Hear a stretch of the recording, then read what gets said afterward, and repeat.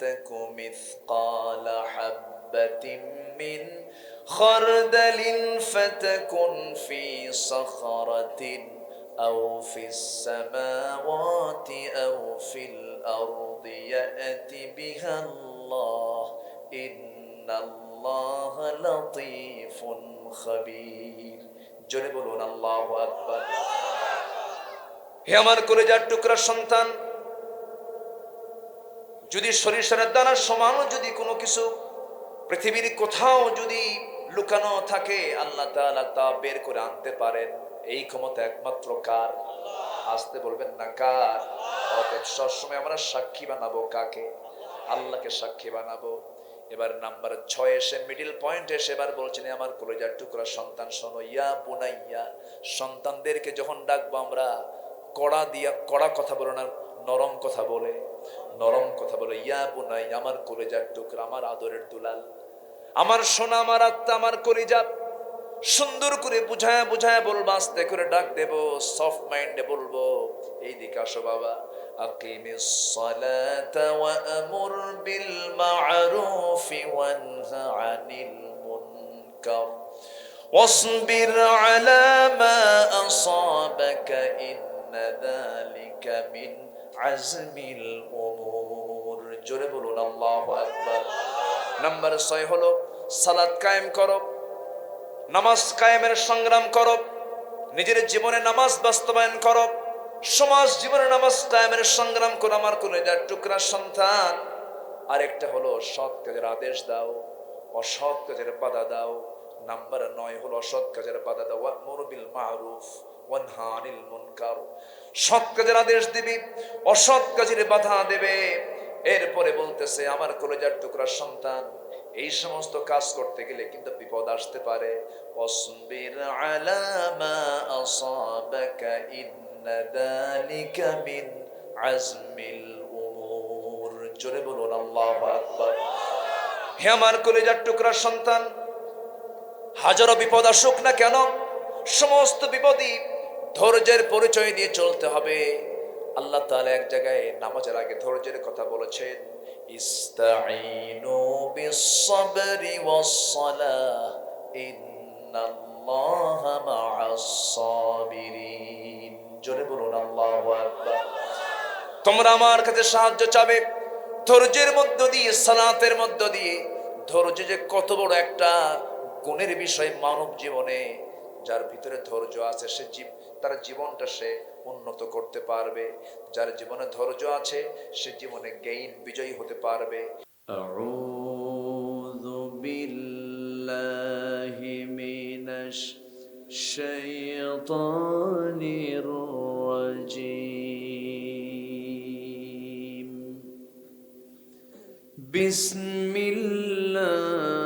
বিসমিল্লাহির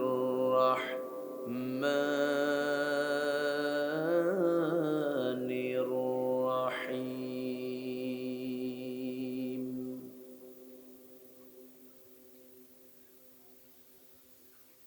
ওয়ালাকাদ আতাইনা লুকমানাল হিকমাতা আনিশকুর লিল্লাহ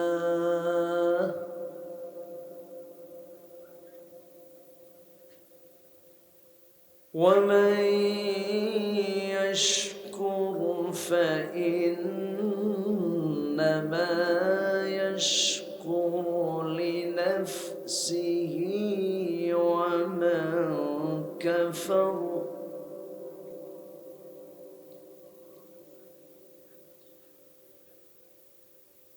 ومن كفر فإن الله غني حميد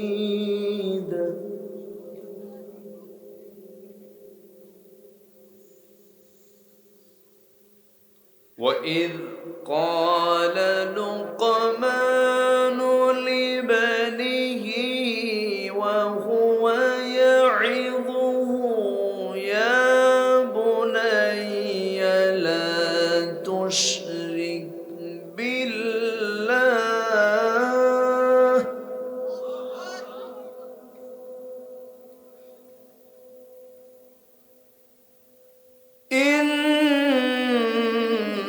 الشرك لظلم عظيم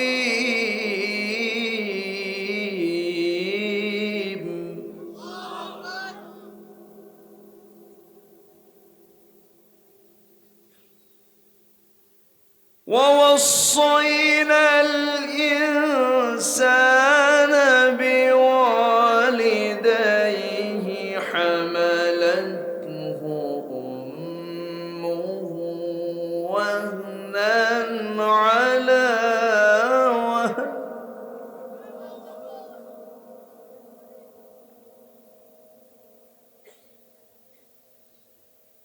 وهنا على وهن وفصاله في عامين أن اشكر لي ولوالديك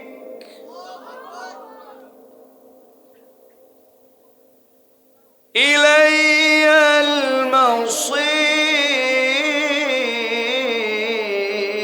المصير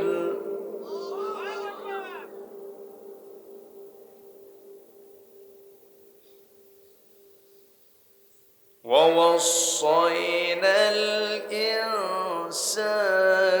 بوالديه حملته أمه وهنا على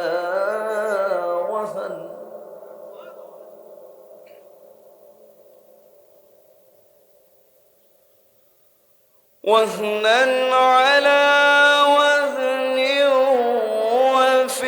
وفصاله في عامين أن اشكر لي ولوالديك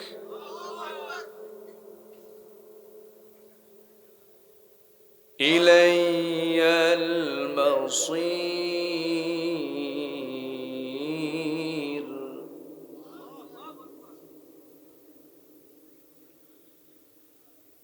الله أكبر بسم الله الرحمن الرحيم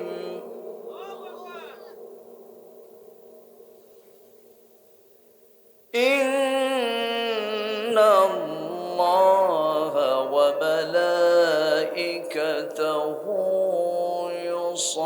يصلون على النبي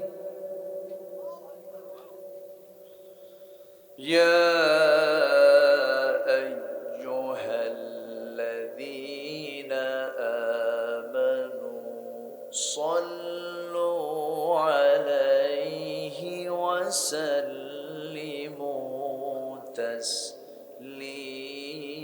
تسليما اللهم صل على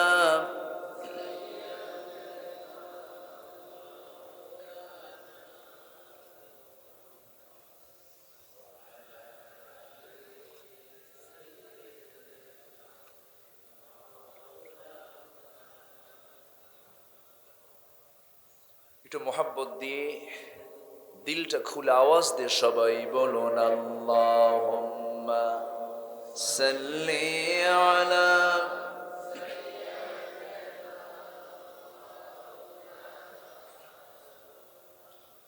ওয়া আলা আলি সাইয়্যিদিনা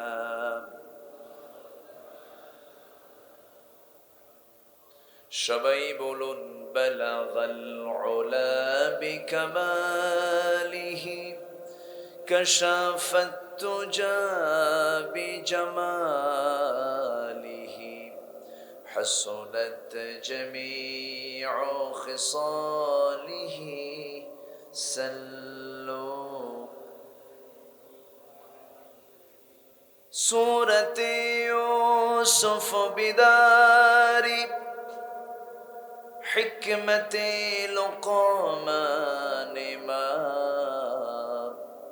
قارئ قرآن سادمان ما بلغ العلا بكماله كشف الدجى بجماله حسنت جميع خصاله سلوا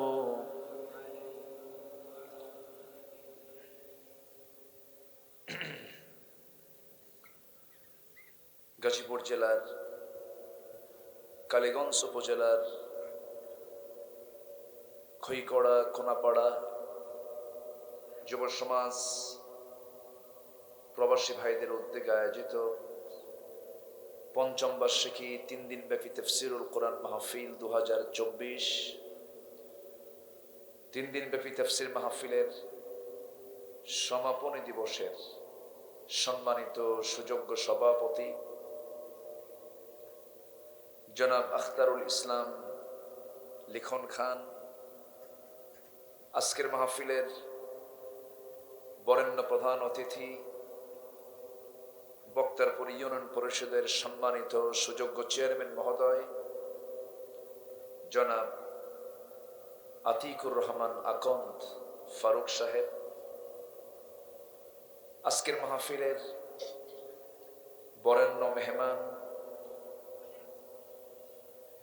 বরেণ্য আলোচক, আমার অত্যন্ত কাছের নন্দিত আলেমে দ্বীন, বিশিষ্ট ইসলামী চিন্তাবিদ, গবেষক মাওলানা শেখ সিফাত হাসান হাফিজাহুল্লাহ, উপস্থিত হাজরাত উলামায়ে কেরাম, ফদলাইজাম, সুশীল সমাজ, জাতির শ্রেষ্ঠ সন্তান শিক্ষক মণ্ডলী, জাতির বিবেক সাংবাদিক বৃন্দ, সামনে উপস্থিত দূরে কাছের বিভিন্ন স্থান থেকে ছুটে আসা কালেমার ঝান্ডাবাহী, তাওহীদের পতাকাবাহী, দ্বীন ইসলামের নরসারদুল বীর মুজাহিদ, প্রাণ প্রিয় সম্মানিত দ্বীনী ভাইরা, আড়ালে বসে আছেন শ্রদ্ধেয়া সম্মানিতা মা বোনেরা, আলোচনার সূচনায় আনুষ্ঠানিকতার মধ্য দিয়ে আমার পক্ষ থেকে আবারও দিল খোলা সালাম, আসসালামু আলাইকুম ওয়া রাহমাতুল্লাহি ওয়া বারাকাতুহু। সালামের জবাব একটু ভিজা ভিজা মনে হলো। আসসালামু আলাইকুম ওয়া রাহমাতুল্লাহি ওয়া বারাকাতুহু। সবাই কেমন আছেন? আমাকে প্রশ্ন করলেন, আল্লাহ তাআলা আমাকে আপনার কাতারেই রেখেছেন। বলি আলহামদুলিল্লাহ। একটু ঠান্ডা গরম, এখন তো ঠান্ডা গরম, এই ঠান্ডা গরমের এই নাতিশীতোষ্ণে একটু আক্রান্ত হয়েছে ঠান্ডায়, এরপরেও আল্লাহ অনেকের চেয়ে অনেক ভালো রেখেছেন। বলি আলহামদুলিল্লাহ।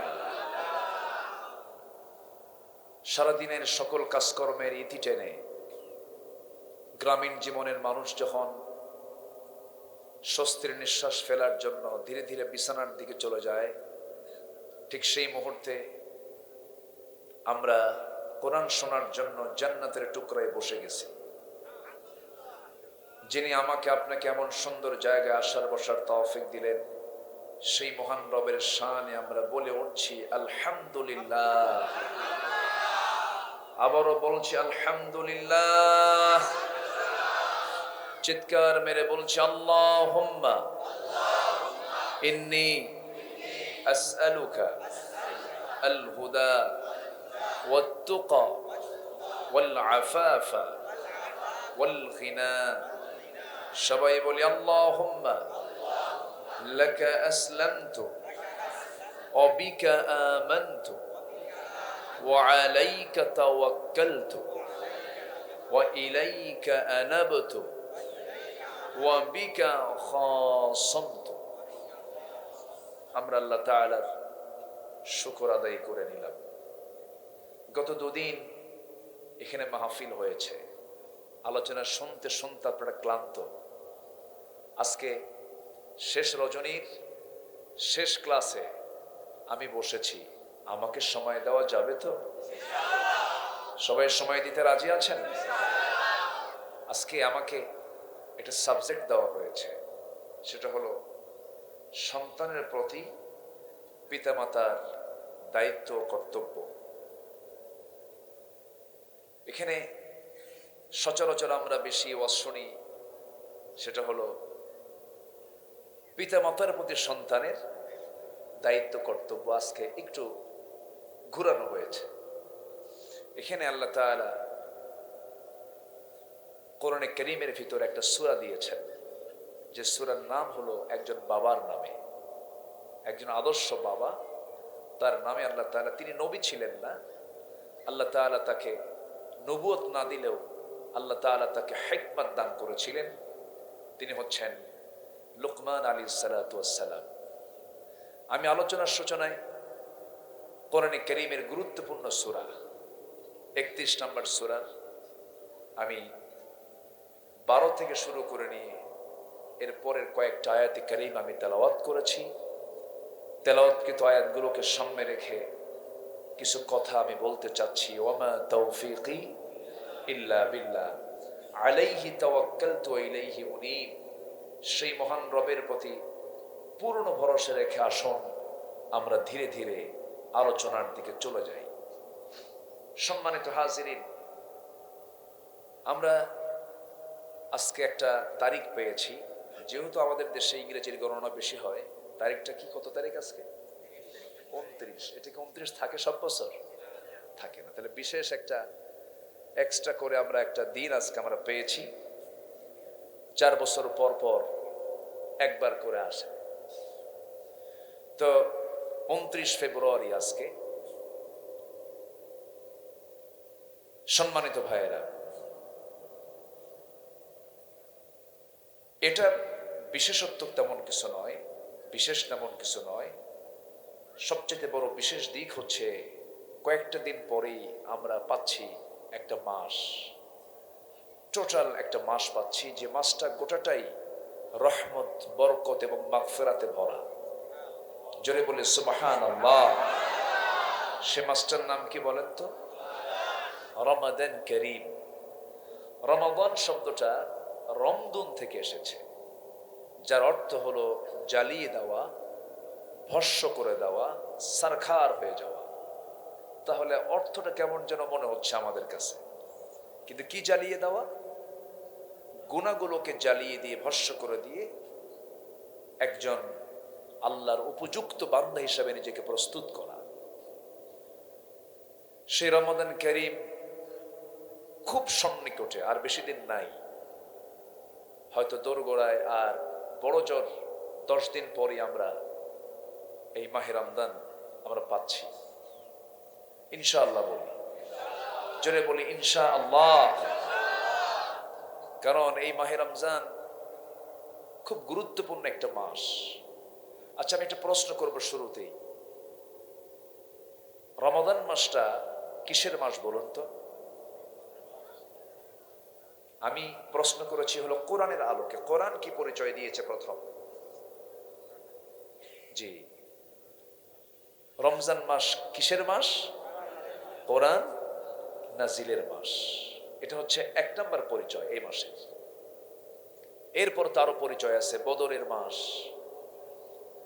তারপর মক্কা বিজয়ের মাস, শবে কদরের মাস, ও লায়ালিন আশর, 10 রাত্রির মাস।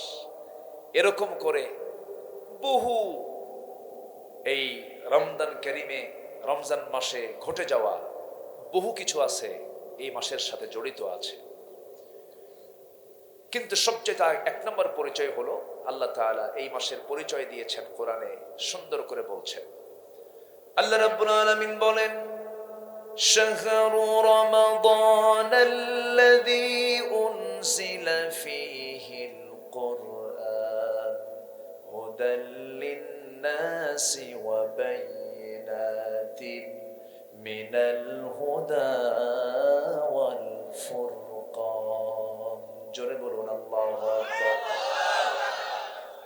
রমজান মাস আল্লাযী উনজিলা ফীহিল কুরআন, যে মাসে নাজিল করা হয়েছে কোরআনকে, হুদাল লিন-নাস, গোটা মানব মণ্ডলীর জন্য পথ প্রদর্শক হিসাবে, হুদা হিসাবে, অবাইয়িনাতিম মিনাল হুদা ওয়াল ফুরকান, এবং সত্য মিথ্যার পার্থক্য সৃষ্টিকারী হিসাবে এই ফুরকান আল্লাহ রাব্বুল আলামিন রমজান মাসে নাজিল করেছেন।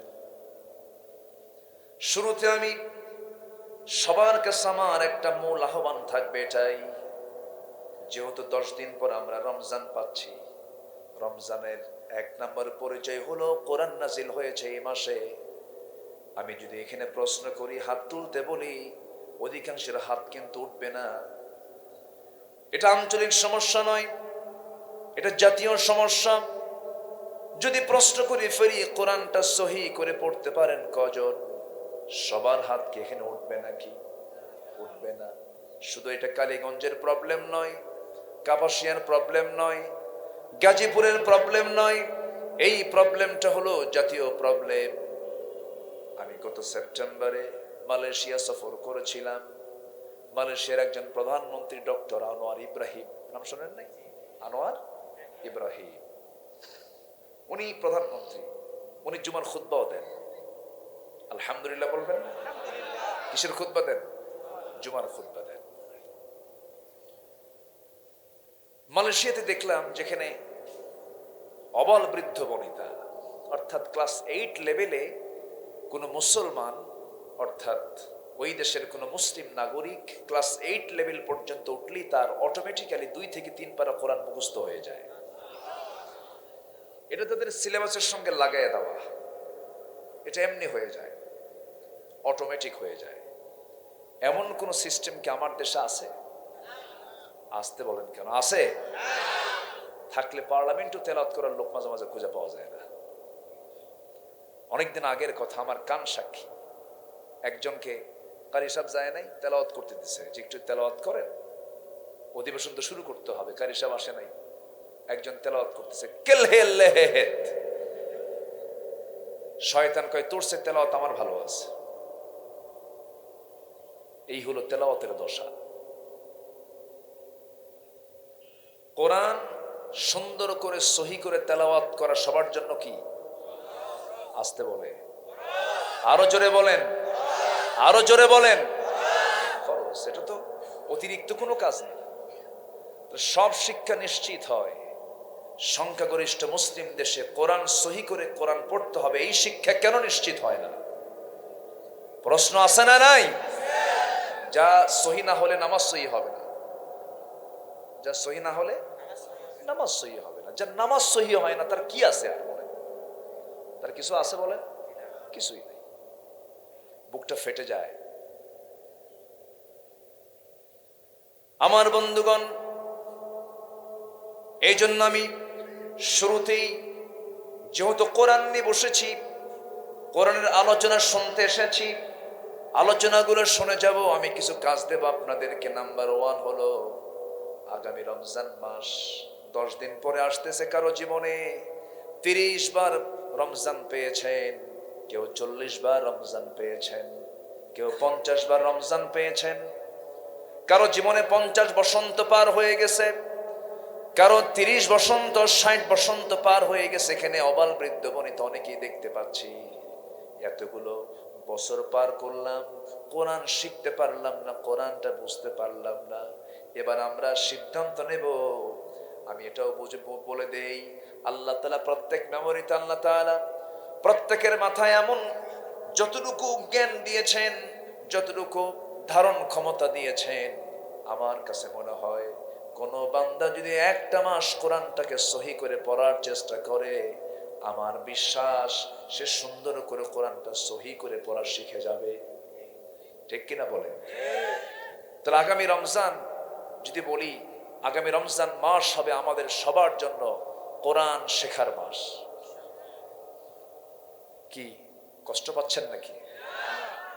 আমি যে দায়িত্ব দিচ্ছি, এটা কি দায়িত্ব মানে আপনি কি রাগ করে শুনতেছেন নাকি? এটা কি আমল করার দরকার আছে না নাই? এবং আমারও বলার দরকার আছে না নাই? তাহলে আগামী রমজান হবে কি শেখার রমজান? কিসের মাসে? কোরআন নাজিলের মাসে। তাহলে তো মিলে গেল, তাই না? কোরআন নাজিলের মাসে আমাদের কাজ হবে কোরআন শেখা। কি শেখা হবে বলেন? কোরআন শেখা। রোজা তো রাখবই। আবার এদেশে কিন্তু রমজান মাসে মানে গ্যাসের রোগী খুব বেশি, পেটে খুব গ্যাস বাড়ে রমজান মাসে। হুজুর রোজা রাখতেই পারে না কেন? গ্যাস, প্রচন্ড সমস্যা। সম্মানিত ভাইয়েরা, আল্লাহ রোজা দিয়েছেন বান্দাকে অসুস্থ করার জন্য না সুস্থ করার জন্য? পৃথিবীর এমন কিছু হসপিটাল, একটা গবেষণায় আসছে, একটা আমি কোথায় যেন কলাম দেখলাম, এমন কিছু রোগী যে রোগীর ট্রিটমেন্ট হলো এক টানা 13-14 দিন শুধু পানির উপরে থাকা, রোজা থাকা। রোজাটা, the holy fast is an executive program to make a moral and honest, মানে এটা এমন একটা ইবাদত মানুষকে সৎ এবং নৈতিক এবং মানবিক করার ক্ষেত্রে এক অনন্য সিস্টেম হলো দা হোলি ফাস্ট, রোজা, সিয়াম। সব ইবাদত দেখা যায়, রোজা দেখা যায় না। এটা শুধু সম্পর্ক থাকে কার সাথে? আসতে বলবেন না, কার সাথে? শুধু সাথে যোগ দিতে হবে। কি? তেলাওয়াত করা, কোরআনটা শেখা। জোরে বলি ইনশাআল্লাহ, জোরে বলি ইনশাআল্লাহ। তো শুরুতে আমি কিন্তু আমার সাবজেক্ট এটা ছিল না, আমি একটু বলে ফেললাম। তাহলে আগামী রমজান হবে কোরআন নাজিলের মাসে। কি শেখার মাস? কি শেখার মাস বলেন? কোরআন শেখার মাস। আমরা শিখবো, রাজি আছি না? একটা হাত তুলে দেখানো যায় না? একটু হাত তুলে দেখানো যায় না? জোরে বলি ইয়া আল্লাহ, আমাদেরকে রমজানে কোরআন শেখার তৌফিক তুমি আল্লাহ দিয়া দাও। জোরে বলি আমিন। একটা দায়িত্ব কিন্তু দিলাম, রাগ করলেন না তো? আমার এই কথা বলার দায়িত্ব আছে না নাই? সম্মানিত ভাইরা, সম্মানিত বন্ধুগণ, কোরআনের যে কি মজা, কোরআনের যে কি তৃপ্তি, এটার তেলাওয়াতে যে কি আনন্দ, যে একবার মজা পেয়েছে পৃথিবীর কোনো গানে, পৃথিবীর কোনো কবিতায়, পৃথিবীর কোনো সাহিত্যে এমন মজা সে পাবে না। জোরে বলে সুবহানাল্লাহ। এত মজা আল্লাহ তাআলা এর মধ্যে দিয়ে রেখেছেন। লা তুহসা আজাইবুহু, যার আশ্চর্য তো কখনো ফুরাবে না। এবং এত সুন্দর সাজানো গোছানো কোরআন। আকাশ সাজিয়েছেন কে? সূর্যটা সেট করেছেন কে? চাঁদটা সুন্দর করে আকাশে সেট করেছেন কে? 7 সমুদ্র, 7 আবহুর, 7 আকাশ, 7 সামাওয়াত সুন্দর করে সাজিয়েছেন তিনি কে? কোথাও কোনো এলোমেলো দেখা যায়? আকাশটা কে বানালেন?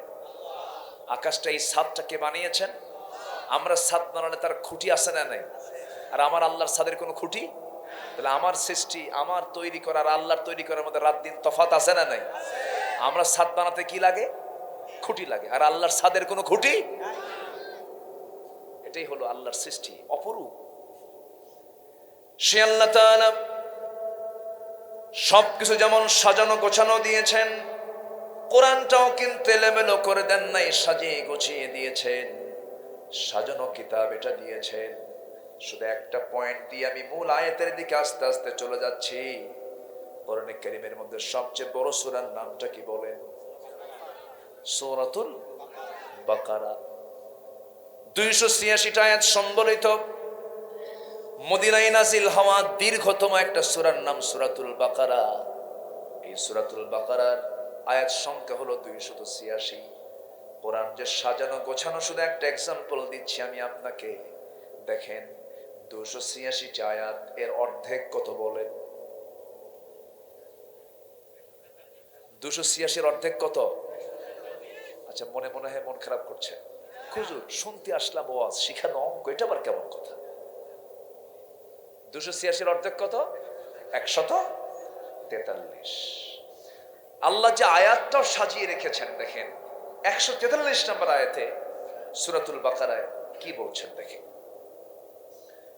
আল্লাহ রাব্বুল আলামিন বলেন, وَكَذَلِكَ جَعَلْنَاكُمْ أُمَّةً وَسَطًا لِتَكُونُوا شهداء على الناس ويكون الرسول عليكم شهيدا وما جعلنا القبلة التي كنت عليها إلا لنعلم من يتبع الرسول ممن ينقلب على عقبيه জোরে বলুন আল্লাহু আকবার। এমনই করে আমি তোমাদেরকে এই দুনিয়াতে মধ্যম জাতি করে দুনিয়াতে পাঠিয়েছি। আমরা হলাম মধ্যম জাতি। আল্লাহ তাআলা আমাদেরকে মধ্যম জাতি করে দুনিয়াতে পাঠিয়েছেন। আল্লাহ তাআলা আয়াতটাও সেট করেছেন প্রথমে, শেষে না মধ্যে? মধ্যে। অর্থের সাথে আয়াতের সেটিং করেছেন। আবার দেখেন, তোমার রাত অনেক লম্বা, তোমার রাত অনেক লম্বা, ঘুমাও ঘুমাও, এরকম করে ওয়াজ করতে থাকে। এবং সাথে সাথে ওই শয়তান ওই বান্দার মধ্যে 3টা গিট মেরে দেয়। কয়টা গিট মারে? গিট মারা। গিট মারা বোঝেন তো কি? এটা এলাকায় কি বলে? গিট্টু বলে। যাক, তাহলে তো ঠিক আছে। হ্যাঁ, দড়ি দিয়ে গিট্টু। আচ্ছা, গিট্টু মানে ভাষা তো আমাদের অনেক সুন্দর। বাংলা ভাষার বিভিন্ন রূপ আছে, কিন্তু রংপুরে এক রূপ পাবেন, রাজশাহীতে আরেক রূপ পাবেন, এরপরে নোয়াখালীতে একটু ভিন্ন রূপ পাবেন, চিটাগং, সিলেট আরো ভিন্ন রূপ পাবেন। কত ভাষার বিচিত্রতা! এগুলো দিয়েছেন কে বলেন তো? কেন জানেন? এগুলো দেওয়ারও রহস্য আছে। কত ভাষা! আমি নোয়াখালীতে ওই এক মাহফিলে গেছি। এক বাবা তার ছেলেকে, মানে ছেলে ঘুমাচ্ছে না, ছেলে ঘুমাতে যাচ্ছে না, শুধু পায়চারি করতেছে। তো আমার সামনেই বাপ তার ছেলেকে একটা ধমক মারতেছে। ধমক মেরে বলে, মুতিয়াই হুতি যা। কথা বোঝেন নাই? বলতেছে মুতিয়াই হুতি যা। বুঝে গেছেন কি? বুঝছেন? মানে তাড়াতাড়ি পেশাব টেশাব কইরা শুয়ে পড়। দেখেন, এত লম্বা কথা কি আর বলার সময় আছে? মুতিয়া হুতি যা। কত ভাষা আল্লাহ তাআলা এই পৃথিবীর মানুষের মুখে দিয়েছেন। বলি আলহামদুলিল্লাহ, জোরে বলি আলহামদুলিল্লাহ। মানুষের ভাষা তো আছি, প্রাণীর ভাষা আছে না নাই? প্রাণীর ভাষাও কিন্তু আছে, ওরাও কিন্তু কথা বলে। তার প্রমাণ হচ্ছে একজন পয়গম্বর শুধু মানুষের ভাষা জানতেন না, তিনি প্রাণীর ভাষাও জানতেন। তিনি কে?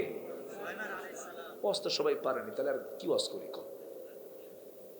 এরপরে শুনতে হবে। সূরা ফাতিহা সবাই পারি, এরপরে তো ইমাম সাহেব সূরা ফাতিহা কয়, তাই না? পড়তে হবে, শুনতে হবে। জানা কোথাও আবার শুনলে আরো মজা হয়। আলহামদুলিল্লাহ। কোন নবী সব প্রাণীর ভাষা জানতেন? কিয়ামত পর্যন্ত এমন ব্যক্তির কি আগমন হবে? আর তাহলে নবীরা কি জ্ঞানে গুণে কি পিছায়া না আগায়া?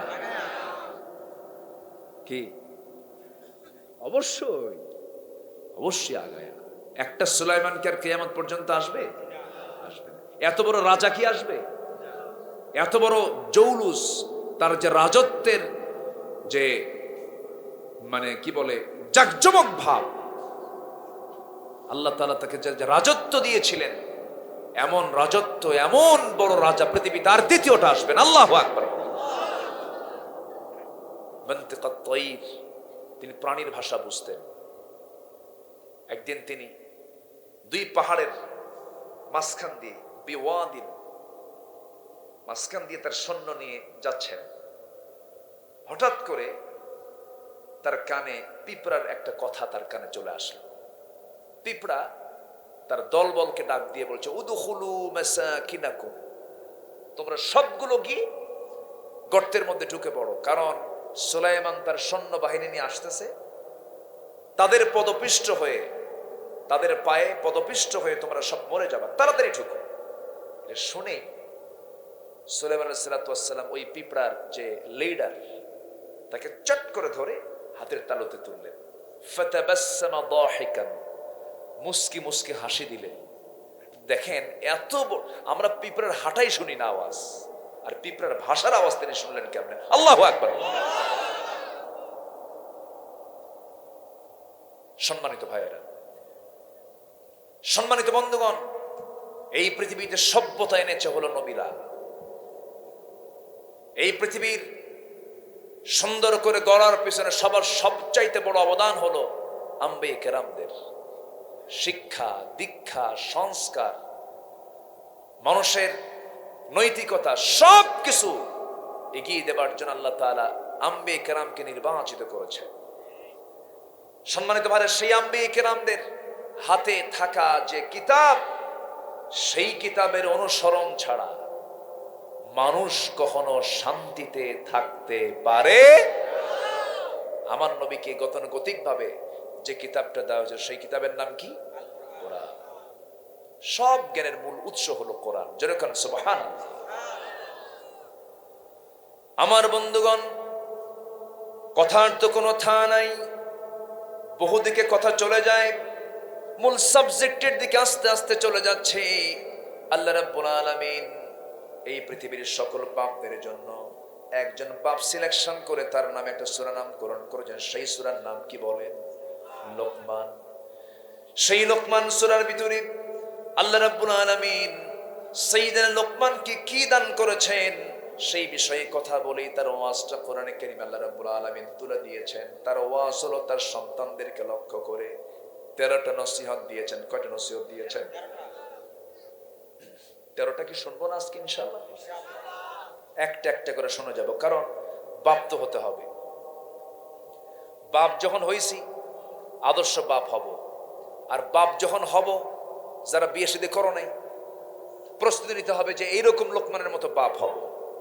জোরে বলি ইনশাআল্লাহ। এখন প্রশ্ন করি, বাবা বড় না মা বড়? বলে চিন্তায় পড়ে গেলেন মনে হয়। হুজুর কি চিন্তায় ফেলে দিলেন? বাবা বড় না মা বড়?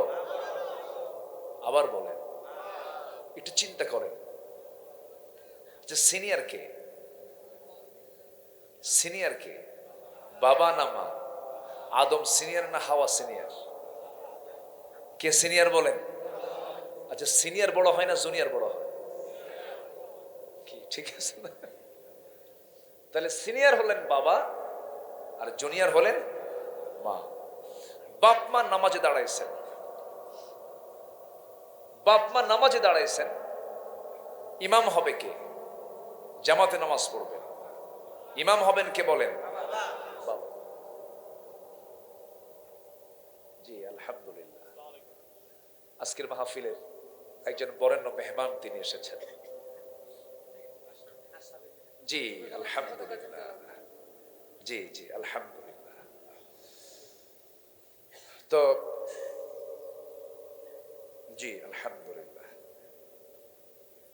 সম্মানিত ভাইরা, তাহলে বাবা হচ্ছেন সিনিয়র, মা হচ্ছেন জুনিয়র। এখন বলেন তো কার দামটা বেশি? আবার উল্টে গেলেন কেন? কিছুক্ষণ আগে তো মার কথা বললেন, এখন তো আবার উল্টে গেলেন। বাবা বড়, বাবা কি বড়। বিচারক কে হবেন? ফ্যামিলিতে একটা বিচার বসেছে, একটা বিচার। সেই বিচারে বিচারকের চেয়ারে বসবেন মা না বাবা? বাবা। তাহলে বাবা বিচারপতি, বাবা ইমামতি করবে, বাবা সিনিয়র। আর কি বুঝতে বাকি আছে? বাপ হচ্ছেন বড় আর মা হচ্ছেন হকের দিক থেকে বড়। বলেন আলহামদুলিল্লাহ। মার অধিকারটা বেশি, মার হকটা বেশি, এটা আপনি বলতে পারেন। কারণ মার হকটা কেন বেশি? মা বাবার চাইতে 3টা কষ্ট বেশি করেন যা বাপকে করতে হয় না। নাম্বার 1 হলো যখন পেটে সন্তান চলে আসি, সন্তান আসার সঙ্গে সঙ্গে ওই যে মার কষ্ট শুরু হয়ে গেল, ভুক্তভোগী মা ছাড়া কেউ বোঝে না। একমাত্র যিনি মা হতে পেরেছেন তিনি তো বুঝবেন এই যন্ত্রণা। 9টা মাস 10টা মাস একটা ইট 5 মিনিট 10 মিনিট মাথায় ধরে রাখা যায় না। আমার মা তার পেটে 10টা মাস ধারণ করলেন।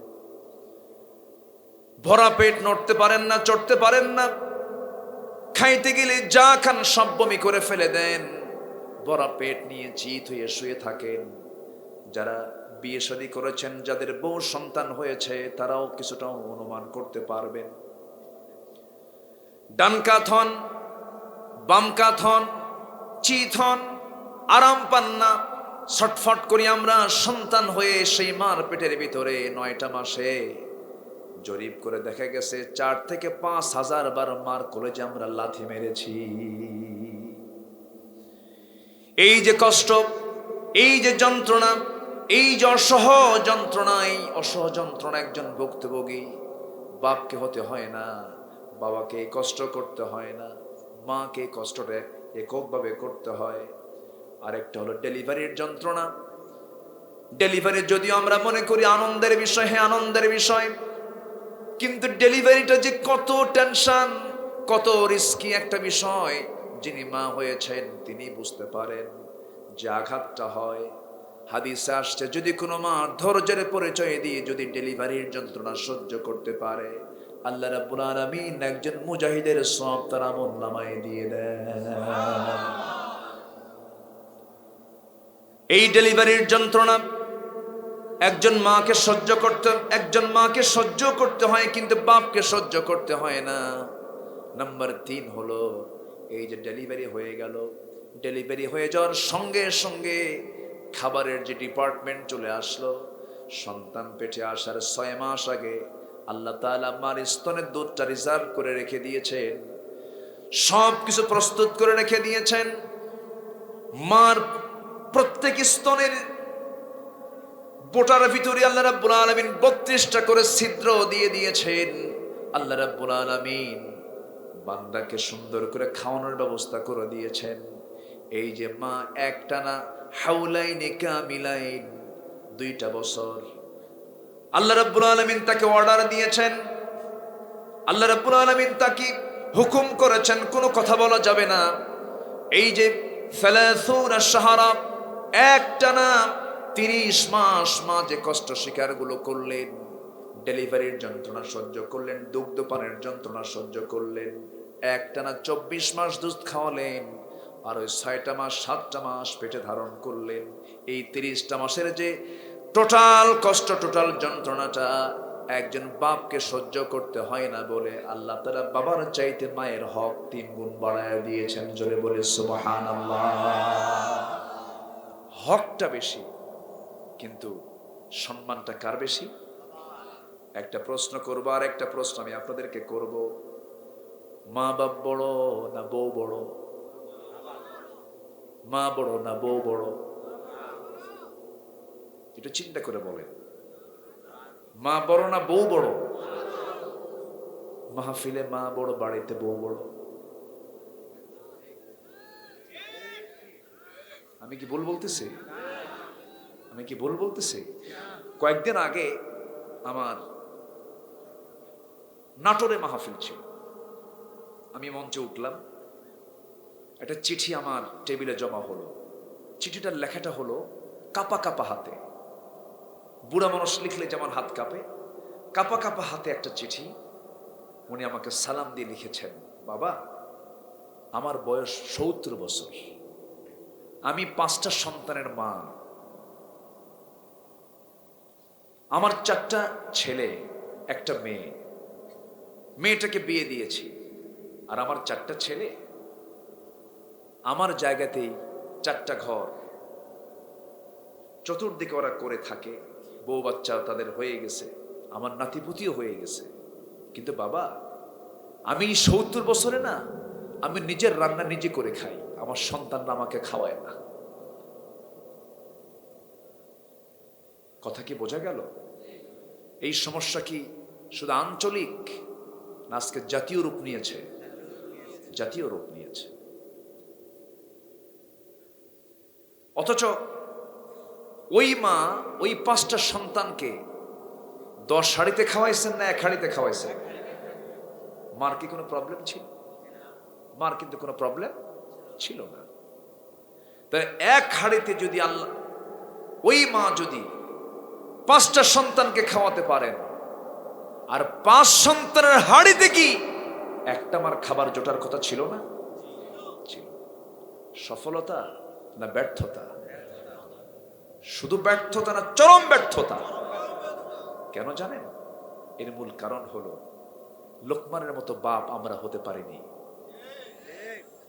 লোকমানের মতো বাপ হয়ে সন্তানদেরকে ওই নসিহাগুলো আমরা করতে পারিনি। শুধু সন্তানকে দোষ দিলে হবে না,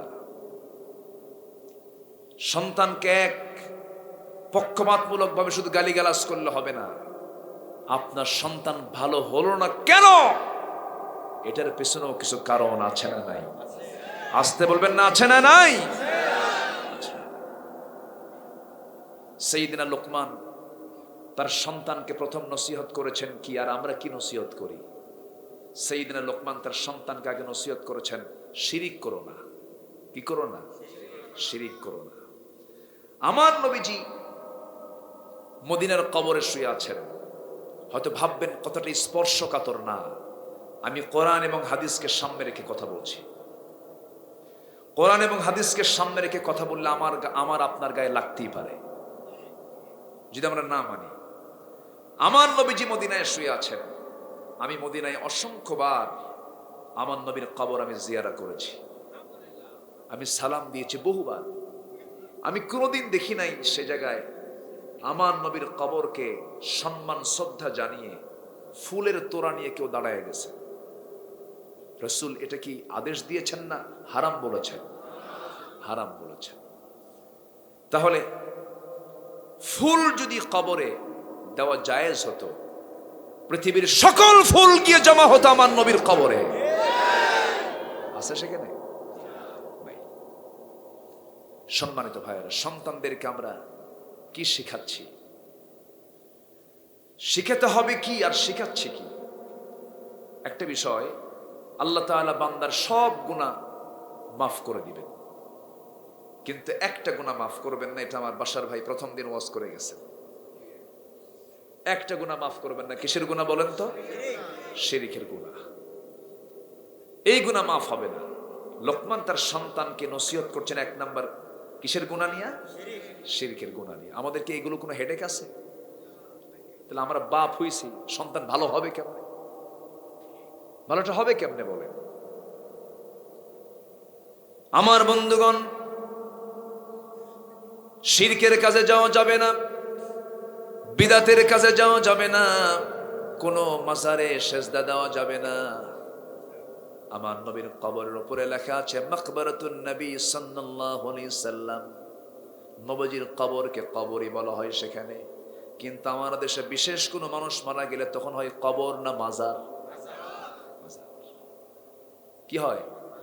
মাজার। এখন সালাম দিতে নিয়ে রাসূল তো শিখিয়ে দিয়েছেন, কবর দেখলে সালাম দিবা কেমনে? আসসালামু আলাইকুম ইয়া হালাল। কেন মাজার? হ্যাঁ, মাজার হবে না। তাহলে আমার রাসূল সালাম দিতে বললেন কি? আসসালামু আলাইকুম ইয়া হালাল কবুর। তাহলে মাজারকে কি বলবেন বলেন? বলতে হবে ইয়া হালাল মাজার। কষ্ট পাচ্ছেন? একটু জাস্ট আমি কথাগুলো একটু ধরে ধরে দিচ্ছি। আমার তো কোনো দোষ নাই, কোরআন যা বলছে আমি তা বলে দিচ্ছি।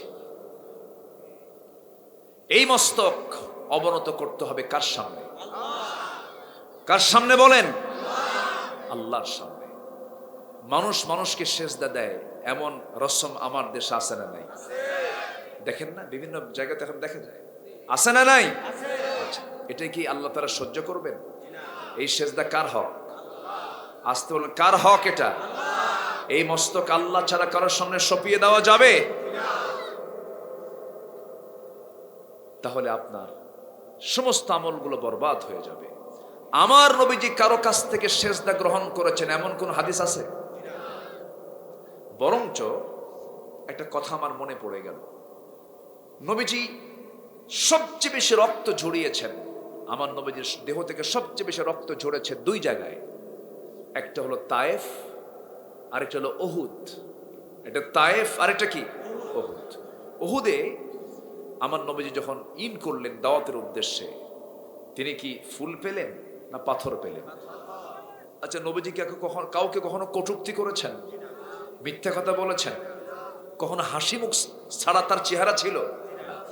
এত মাটির মানুষ, পৃথিবীর বিশ্বমানের চরিত্র, যার ফার্স্ট ক্লাস চরিত্রের যিনি অধিকারী, সেই লোকটাকে পাথর মেরে ক্ষতবিক্ষত কেন করে দেওয়া হলো? কেন করে দেওয়া হলো? এই প্রশ্নগুলো আমাদের যদি আমরা মাথায় আনি, তার জবাবও আসে না নাই? আচ্ছা, আমার নবীজি কালিমার দাওয়াত দিতে গেলেন, ফুল পেলেন না, পেলেন হলো পাথর। সেই পাথরগুলো রসুলকে লক্ষ্য করে মারা হলো। নবীজির মাথা রক্তগুলো গড়ে গড়ে পার তলা পর্যন্ত চলে গেছে, জুতার তলার সঙ্গে পায়ের তলার জমাট বেঁধে গেছে। টেনে টেনে বের করতে পারেন না সেই জুতাটা। আমার নবীজি সেন্সলেস হয়ে পড়ে থাকলেন, কেউ তার পাশে নাই। সবাই ভেবে নিয়েছে বুঝি মুহাম্মদ দুনিয়া থেকে বিদায় নিয়েছে। কিছুক্ষণ পর হুঁশটা ফিরল, পিছন দিকে তাকায় দেখেন কেউ নাই। আমার নবীজি সেখান থেকে একটা দৌড় মারলেন। দৌড় মেরে 3টা দিন 3টা রাত তিনি কোনো খাবার খান নাই। সামনে গিয়ে দেখেন একটা আঙ্গুর বাগান, আঙ্গুর বাগানের মধ্যে ঢুকে পড়লেন, চিত হয়ে পড়ে গেলেন। নবীর পাশে কেউ নাই। ওই আঙ্গুর বাগানের কেয়ারটেকার একজন দূর থেকে লক্ষ্য করে দেখে কে যেন এখানে চিত হয়ে পড়ে আস। কাছাকাছি চলে আসছি, আসার সঙ্গে সঙ্গে এত সুন্দর চেহারার মানুষ। ওই কেয়ারটেকারের ভিতরে দয়া হলো, মায়া হলো।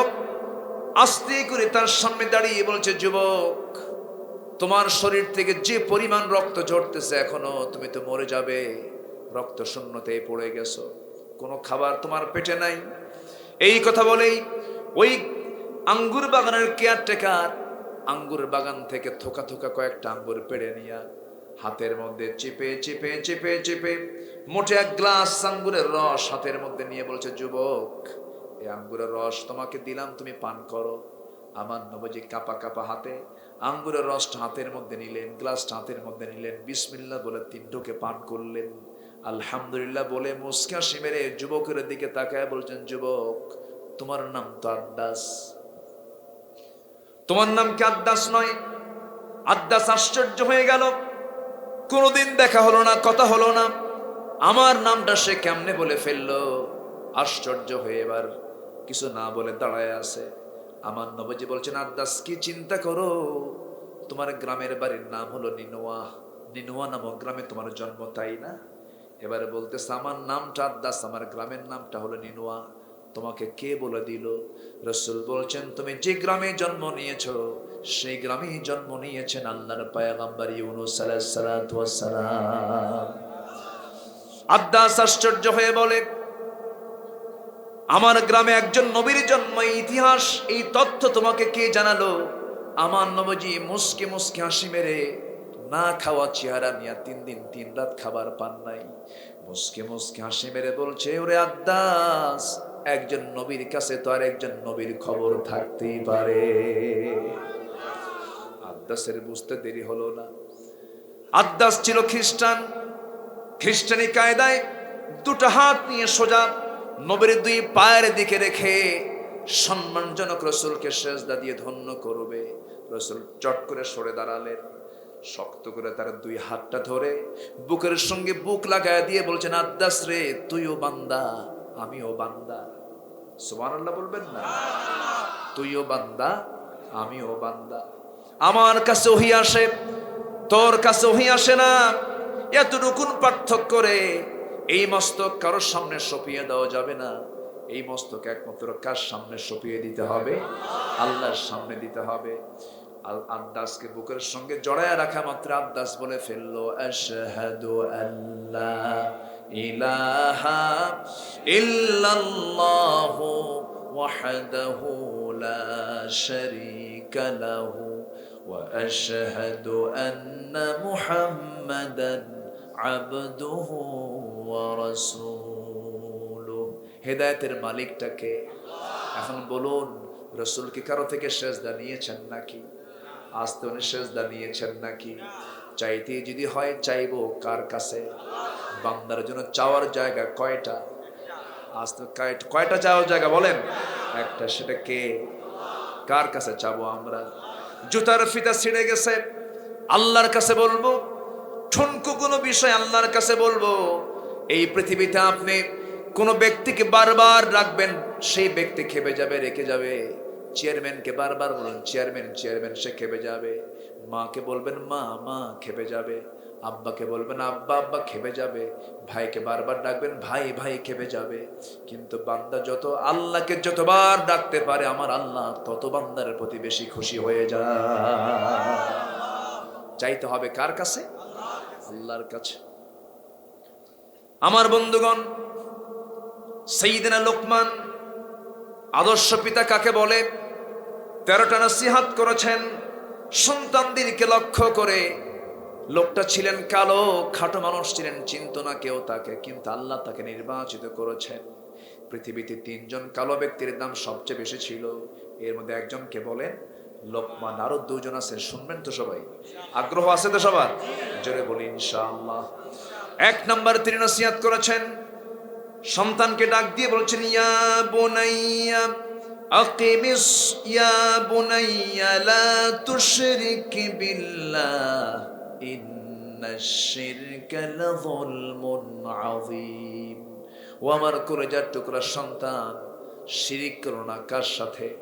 আল্লাহর সঙ্গে শিরিক করো না, কারণ এটা সবচাইতে বড় জুলুম। এটা আল্লাহ সব সহ্য করবেন কিন্তু শিরিকের গুনাহ সহ্য করবেন না। আল্লাহ তুশরিক বি শাইআন আনানাস সামা বিকরাবিল আরদিল খাতায়া। তোমার গুনাহ জমিন সে গেছে, আকাশ সে গেছে, কোনো প্রবলেম নাই। তুমি গুনাহ মুক্ত হয়ে আমার কাছে, শিরিক মুক্ত হয়ে আমার কাছে আসো, আমি তোমার সমস্ত গুনাহগুলোকে মাফ করে দিই, আমি তোমার জন্য জান্নাতের বাজেট পাস করে দেব। আর লোকমান তার সন্তানকে সেই বড় অপরাধ শিরকের ব্যাপারে ওয়াজ করছেন। আমি তো সাবজেক্ট আমার এটা না, আজকে জাস্ট শিরকের একটা ধারণা প্রথম দিন আপনারা নিয়েছেন। নাম্বার 2 হলো, এবার বলছেন বাজান শোনো, আল্লাহর শুকরিয়া আদায় করবে। কার শুকরিয়া আদায় করবে? আল্লাহর শুকরিয়া আদায় করবে। এই সুন্দর জিহ্বাটা দিয়েছেন কে? মাহফিলে আসলাম, আমাদের তো ভালো মন্দ একটু খাওয়ায় না? ভালো মন্দ খাওয়ায় না কেন? ভালো মন্দ দিয়ে খাওয়াইছেন, সুন্দর খাওয়াইছেন তো, আলহামদুলিল্লাহ। হ্যাঁ, এই তো এখানে খাওয়াই, কমিটি সুন্দর করে খাওয়ালো। এই যে আমরা হাজারো প্রকার খাবার খাই, কে যে খাওয়াইছে? কই? ছোট ছোট মাছ খাওয়ালো, বিভিন্ন প্রকারের মাছ খাওয়াইছে। এই যে হাজার প্রকারের যে স্বাদ আল্লাহ তাআলা দিয়েছেন, সেই স্বাদ করি কোন পার্টসের মধ্যে আছে? জিহ্বার ভিতরে আছে। এই জিহ্বার মধ্যে মেশিনটা দিয়েছেন কে? আসতে বলবেন না কে? আল্লাহ রাব্বুল আলামিন প্রত্যেকটা জিহ্বার ভিতরে হাজার হাজার স্বাদ করে দিয়ে দিয়েছেন।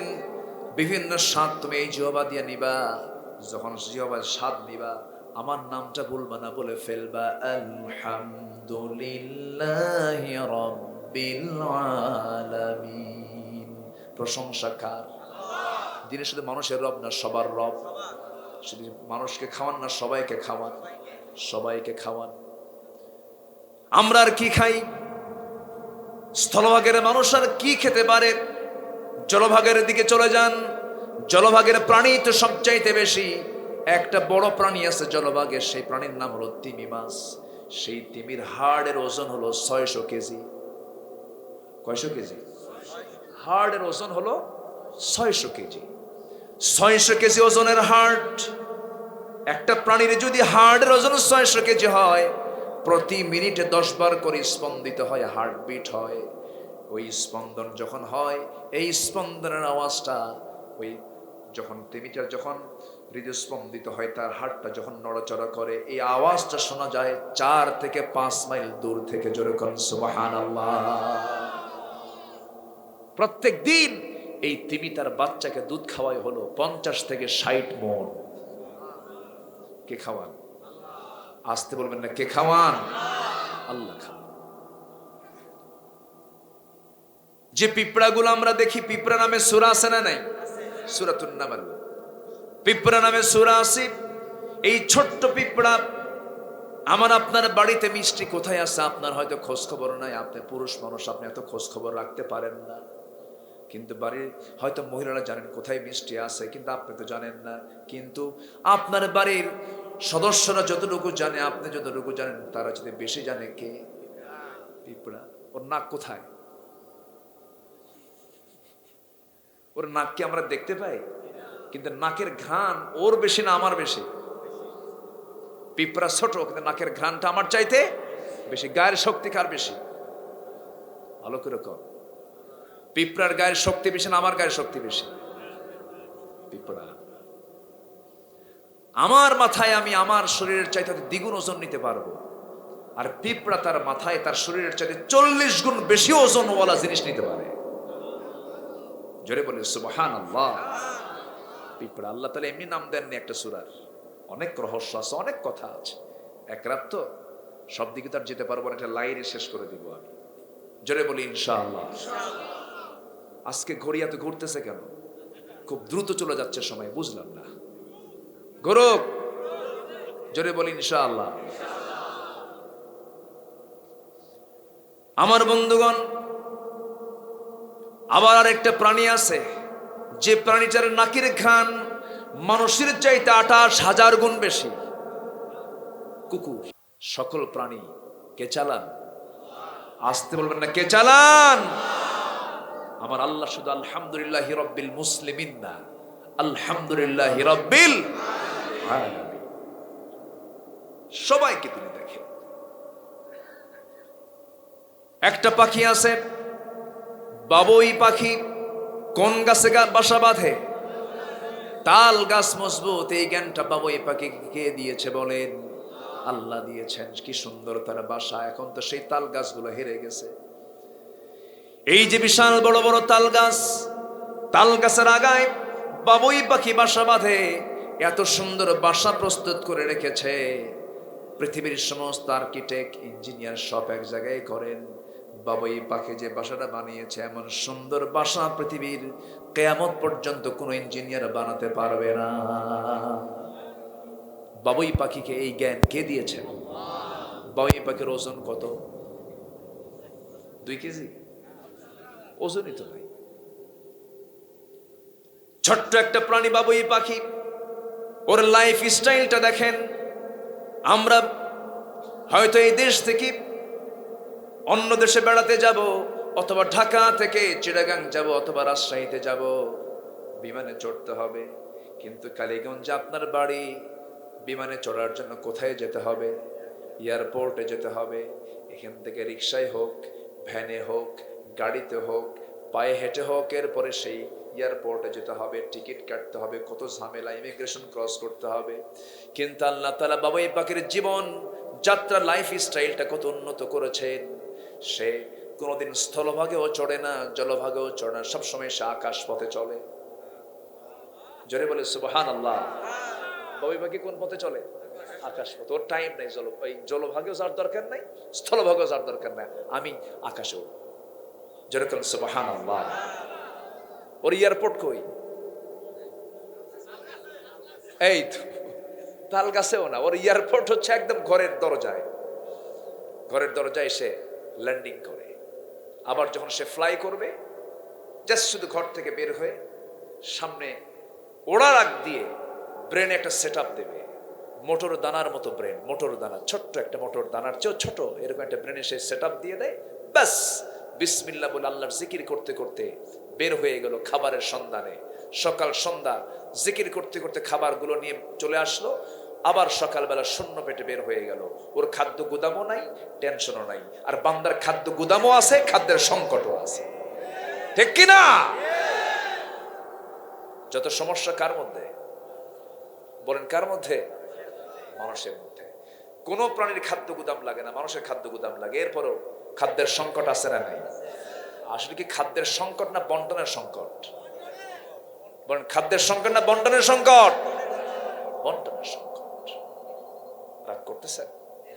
আলোচনা চালাই আরেকটু জোরে বলি ইনশাআল্লাহ। সাইয়েদনা লোকমানের 13টা নসিহত আমরা শুনে যাব। জোরে বলি ইনশাআল্লাহ। শুকরিয়া আদায় করব কার? আল্লাহ তাআলা। সাইয়েদনা লোকমান বলছেন শিরিক করবা না।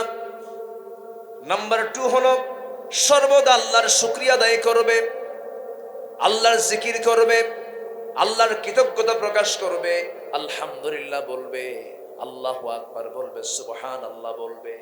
পিতা কত সুন্দর করে সন্তানদেরকে নসিহত করছেন। নাম্বার 3 হলো আমার কলিজার টুকরা সন্তান, একটা কথা জেনে রাখবে, সেটা হলো পিতামাতার তোমরা আনুগত্য করবে। পিতামাতার সঙ্গে সুন্দর আচরণ করবে।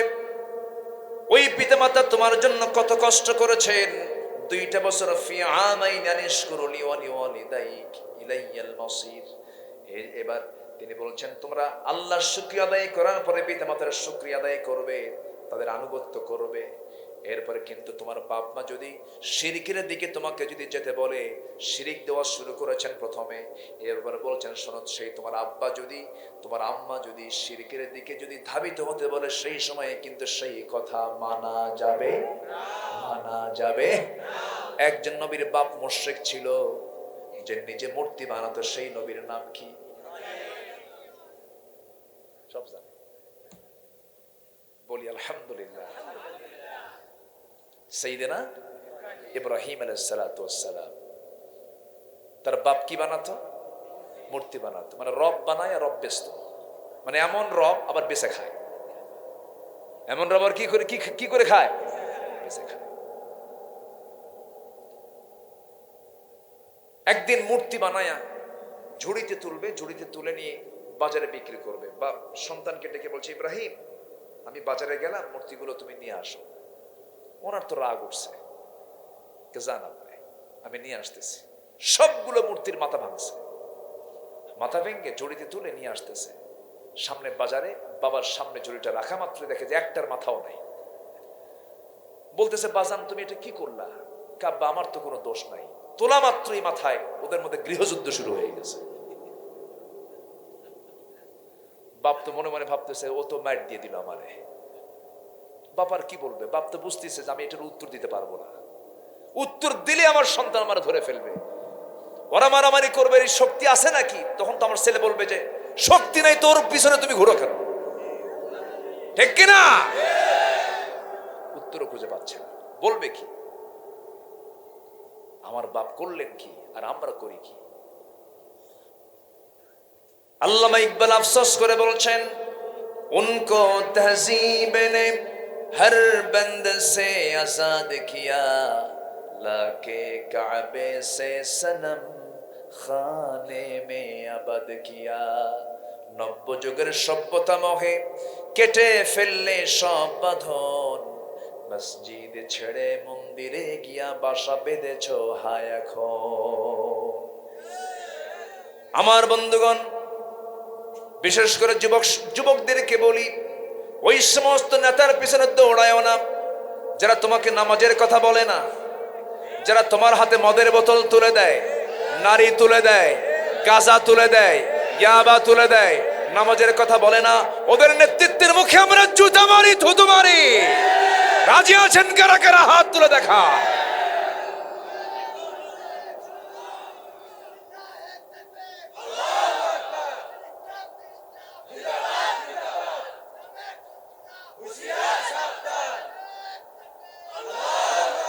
আল্লাহ কবুল করুন, জোরে বলি আমিন। কষ্ট পাচ্ছেন? সম্মানিত ভাইয়েরা, সাইয়েদনা ইব্রাহিম আলাইহিস সালাম কি করলেন? গোটা রাষ্ট্র তার বিরুদ্ধে লেগে গেল। কে না জানেন কথাগুলো? সবাই তো জানেন, কোরআন। অতএব ওই সমস্ত নেতার পিছনে মন্দিরে না গিয়া মসজিদে গিয়ে নামাজ পড়ো, কপাল খুলে যাবে। নামাজ পড়ো, সেই নেতৃত্ব মেনে নাও যে নেতৃত্ব আখিরাতে গিয়ে কাজে লাগবে। বলি আলহামদুলিল্লাহ। ইয়াওমা নাদউ কুল্লা উনাসিম বিইমামিহিম, কিয়ামতের দিন প্রত্যেক ব্যক্তিকে তার নেতা সহ, লিডার সহ ডাকা হবে। মারামারি লাগবে দুজনের মধ্যে, কোরআন কোরআন। মারামারি লাগবে, এক পর্যায়ে বলবে আল্লাহ আমার তো দোষ নাই, এই নেতাগুলো আমাদেরকে এই অকামগুলো করাইছে, কেন তো এখন কিছু করার নাই, শাস্তি তোমাকেও পেতে হবে। রাগের ঠেলায় বলবে আল্লাহ আমাদের তো শাস্তি দিবাই, ওরে ডাবল শাস্তি দাও। এই জন্য it is must to safer to obey then to rule. নেতৃত্ব দেওয়ার চাইতে অনুগত থাকাটাই কিন্তু নিরাপদ। আপনি ইমাম হবেন, নামাজ পড়াচ্ছেন, আর আপনি ইমাম না হয়ে নামাজ পড়ছেন, দায়িত্ব কোনটা বেশি? নামাজ পড়ানো দায়িত্ব বেশি, নামাজ পড়া দায়িত্ব বেশি? পড়ানো। এই জন্য নেতৃত্ব দিতে গেলেও খুব চিন্তা ফিকির করে আমরা চলতে হবে আমাদের, কারণ সবার দায়িত্ব আমার কাঁধে, বোঝাটা আমার কাঁধেই চলে আসতেছে, জবাবদিহিতা সবচেয়ে বেশি করতে হবে তাকেই, ঠিক কিনা? সম্মানিত ভাই, একটু কান লাগাবেন, কোরআন থেকে কথা তো, কোরআন তো খুব সোজা কথা বলে দেয়, বুঝেন না? কোরআন একটু স্ট্রেট কথাগুলো বলে দেয়। সাইয়েদনা লোকমান 13টা নসিহত দিয়েছেন, এর মধ্যে আমরা 4টা শেষ করলাম। শিরিক করো না, আল্লাহর শুকরিয়া আদায় করো, পিতামাতার আনুগত্য এবং কৃতজ্ঞতা প্রকাশ করো। শিরকে চাপ দিলে সেই সময় পিতামাতার কোনো কথা মানা যাবে না। সাইয়েদনা ইব্রাহিম আলাইহিস সালাম তার বাবার কথা মানেন নাই, বরঞ্চ তার বাবা শেষ পর্যন্ত এই নমরুদের সমর্থন দিয়ে সন্তানকে আগুনে নিক্ষেপে সহযোগিতা করেছিল। নাউজুবিল্লাহ বলে। এরকম অযোগ্য পিতাও আছে না নাই? আল্লাহ তাআলা তাদেরকে শিক্ষা দিচ্ছেন। এরপরে লোকমান তার সন্তানকে আল্লাহ তাআলার ক্ষমতা নিয়ে, আল্লাহ তাআলা কত মহান, আল্লাহ তাআলা কত বড় রব, এই পরিচয় দিতে গিয়ে বলতেছে, শোনো আমার কলেজার টুকরা সন্তান, ইয়াতাকু মিসকালা হাববাতিন মিন খারদালিন ফাতাকুন ফি সাখরাতিন আও ফিস সামাওয়াতি আও ফিল আরদি ইয়াতি বিহাল্লাহ ইন্নাল্লাহা লাতীফুন খাবীর। জোরে বলুন আল্লাহু আকবার। হে আমার কলেজার টুকরা সন্তান, যদি সরিষার দানার সমান যদি কোনো কিছু পৃথিবীর কোথাও যদি লুকানো থাকে, আল্লাহ তাআলা তা বের করে আনতে পারেন। এই ক্ষমতা একমাত্র কার? আসতে বলবেন না কার? অতএব সবসময় আমরা সাক্ষী বানাবো কাকে? আল্লাহকে সাক্ষী বানাবো। এবার নাম্বার 6 এসে মিডিল পয়েন্ট এসে এবার বলছেন, আমার কলেজার টুকরা সন্তান শোনো, ইয়া বুনাইয়া। সন্তানদেরকে যখন ডাকবো আমরা কড়া কথা বলো না, নরম কথা বলে, নরম কথা বলে। ইয়া বুনাই, আমার কলেজার টুকরা, আমার আদরের দুলাল, আমার সোনা, আমার আত্মা, আমার কলিজা। সুন্দর করে বুঝায় বুঝায় বলবো, আস্তে করে ডাক দেব, সফট মাইন্ডে বলবো, এই দিকে আসো বাবা। আকিমিস সালাতা ওয়া আমুর বিল মা'রুফি ওয়ানহা আনিল মুনকার ওয়াসবির আলা মা আসাবাকা ইন্না যালিকা মিন আজমিল উমুর। জোরে বলুন আল্লাহু আকবার। নাম্বার 6 হলো সালাত কায়েম করো, নামাজ কায়েমের সংগ্রাম করো, নিজের জীবনে নামাজ বাস্তবায়ন করো, সমাজ জীবনে নামাজ কায়েমের সংগ্রাম করো আমার কলেজার টুকরা সন্তান। আরেকটা হলো সৎ কাজের আদেশ দাও, অসৎ কাজের বাধা দাও। নাম্বার 9 হলো অসৎ কাজের বাধা দাও, ওয়া'মুর বিল মা'রুফ ওয়ানহা আনিল মুনকার। সৎ কাজের আদেশ দিবি, অসৎ কাজের বাধা দেবে। এরপরে বলতেছে, আমার কলেজার টুকরা সন্তান, এই সমস্ত কাজ করতে গেলে কিন্তু বিপদ আসতে পারে। ওয়াসবির আলা মা আসাবাকা ইন্না যালিকা মিন আজমিল উমুর। জোরে বলুন আল্লাহু আকবার। হে আমার কলেজার টুকরা সন্তান, হাজারো বিপদ আসুক না কেন, সমস্ত বিপদই ধৈর্যের পরিচয় দিয়ে চলতে হবে। আল্লাহ তাআলা এক জায়গায় নামাজের আগে ধৈর্যের কথা বলেছেন, ইস্তাঈনু বিস-সাবরি ওয়াস-সালাহ ইন্নাল্লাহা মা'আস-সাবিরিন। জোরে বলুন আল্লাহু আকবার। তোমরা আমার কাছে সাহায্য চাবে ধৈর্যের মধ্য দিয়ে, সালাতের মধ্য দিয়ে। ধৈর্য যে কত বড় একটা গুণের বিষয় মানব জীবনে। যার ভিতরে ধৈর্য আছে সে তার জীবনটা সে উন্নত করতে পারবে। যার জীবনে ধৈর্য আছে সে জীবনে বিজয়ী হতে পারবে। ধৈর্য আছে যার, পরিবারে টিকাতে পারবে সে। দেখবেন কিছু কিছু স্বামী আছে বউয়ের প্রতি খুব রাগারাগি করে, আসে না নাই বলেন? আবার কিছু কিছু বউ আছে স্বামীর প্রতি রাগারাগি করে, আসে না নাই বলেন? আছে। আমার বন্ধুগণের স্বামী স্ত্রীর দ্বন্দ্ব পৃথিবীর কোনো আদালত মেটাতে পারবে না। তবে যে স্বামী স্ত্রীর মধ্যে, যে স্বামী অথবা স্ত্রী সবার আগে বলতে পারবে সরি, কি বলবে? সরি। তাহলে কি আর পরিবারে গন্ডগোল আছে? কিন্তু সরি বলে না, সরি বলে না। তুই আমার কি মনে করছিস? কি বুঝতেছেন কি? আমার মনে করছিস কি? দেখে ছাড়বো তোরে। বসে আছে মালয়েশিয়া, বউ আছে দেশে, ভিডিও কলে কথা কয়, কথা বলতে বলতে লাগছে গন্ডগোল। গন্ডের এক পর্যায়ে বলছে, তোর আমি থুবই না, যা, দিলাম তোর 100 তালাক। তালাক কি 100টা হয়? 100 তালাক মেরে দিচ্ছে। আল্লাহ তাআলা তালাকের বিধানকে গুরুত্ব দিয়ে আল্লাহ তাআলা একটা সূরার নামকরণ করেছেন সূরাতুত তালাক। এটা সূরাই দিয়েছেন। এটা তুমি এমনি অবৈধ পন্থা অবলম্বন করবা কেন? তালাক টালাক দিয়ে আমাদের কাছে ফোন দেয়, হুজুর কাম তো সারছি, কি 100 তালাক দিচ্ছে। কে 100 তালাক দিলেন? তো তালাক তো 100 হয় না। হুজুর রাগ উঠছিল, একদম সেঞ্চুরি মেরে দিচ্ছে। আর কি করছেন বলেন? হুজুর আমার শাশুড়ি সহ তালাক দিচ্ছে। কি শাশুড়ি কি তালাক হয়? হুজুর ওটার উপরে বেশি রাগ, আরো ওই আমার পরিবারে প্যাঁচ লাগায়। এখন আবার বলে হুজুর তালাক তো দিলাম, কিন্তু একটা প্রশ্ন, কি রাগের মাথায় কি তালাক হয়? দেখছেন, আবার প্রশ্ন শুরু করছে। আচ্ছা, তালাক কি খুশি হয়ে দেয় কেউ? মহব্বত করে দেয়? কে বউ এদিকে আসলে সোনা রাগ করো না, তোমার না তালাক দিলাম, এরকম করে তালাক হয়? হ্যাঁ, অসংখ্য পরিবার আছে যে পরিবারে সকাল বিকেল তালাক দিয়া আবার বউকে ঘরে তুলে জেনার সংসার করতেছে। আছে না নাই?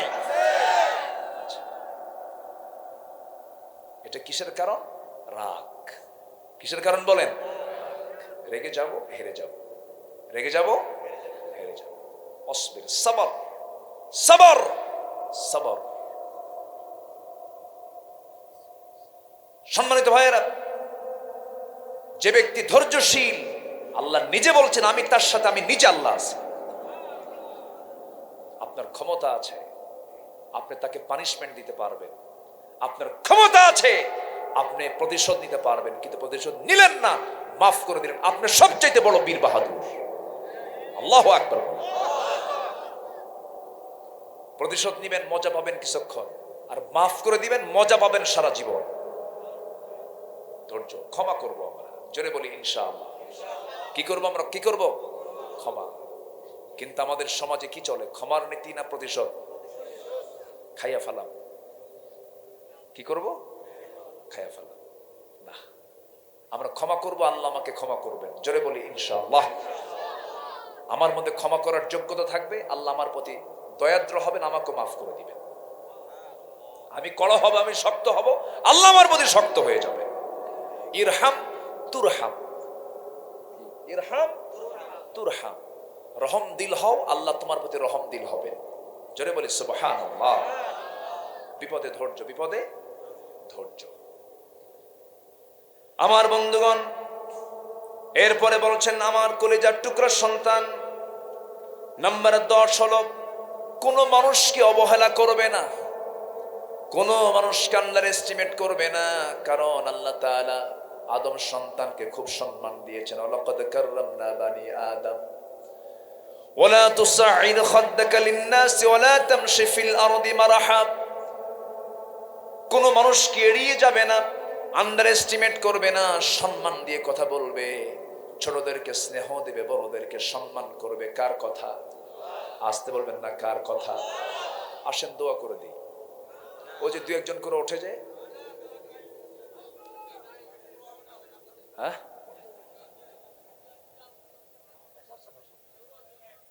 একটু বসেন না, কে ওঠে? একটু বসেন। কত রাত, কত দিকে চলে যায়, কত দিন, কত দিক কাজে চলে যায়।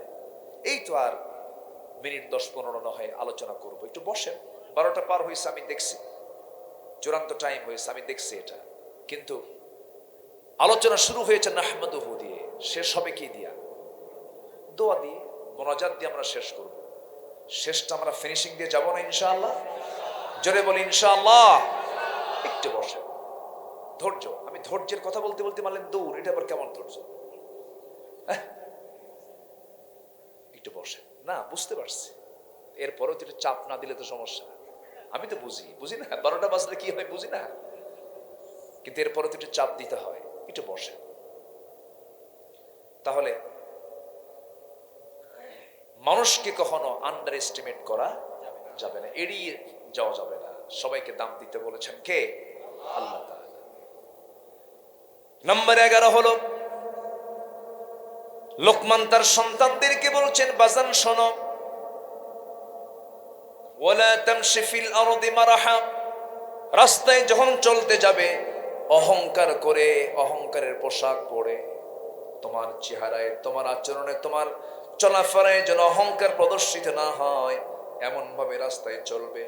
অহংকার কিন্তু করা যাবে না। অহংকার হলো মারাত্মক অপরাধ, মারাত্মক গুনার কাজ। কারণ যার মধ্যে সরিষার দানা পরিমাণ অহংকার কাজ করবে, সে ব্যক্তি জান্নাতের গন্ধ খুঁজে পাবে না। নাউজুবিল্লাহ।